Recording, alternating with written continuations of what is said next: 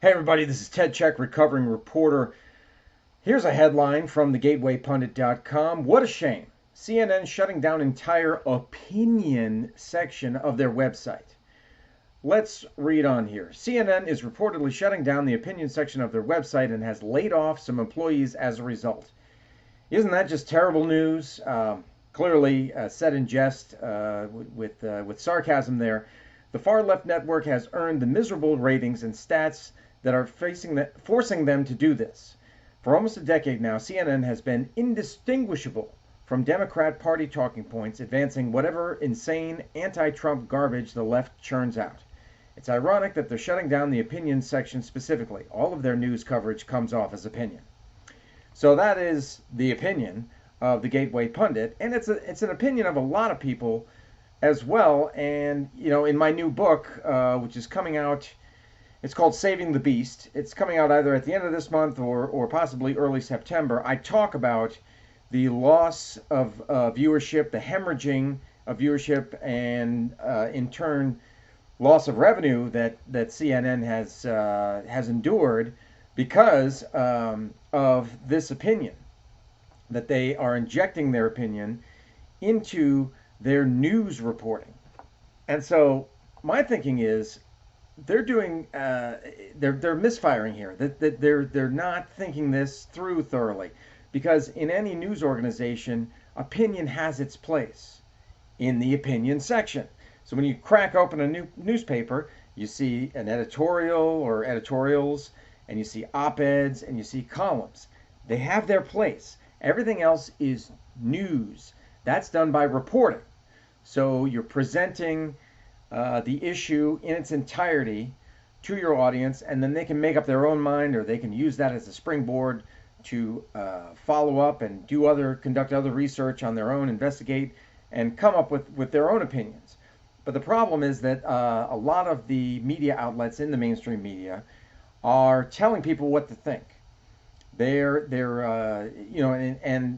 the other entity that I find fault with are the professors in colleges and universities who are pushing this advocacy journalism, where you actually take a side and you end up advocating for that side over another side because you feel that it's morally the right thing to do. When that's not the job of a journalist. A journalist, like I said, is there to act as a conduit and lay out all of the information. You don't tell people what to think, because that's insulting. People know how to think, okay? You don't tell people what to think or how to think. You lay it all out there for them. You are the daily historian. So you lay it all out there for them, and you let them make up their own minds because they're intelligent, okay? Don't insult people like that. That's terrible.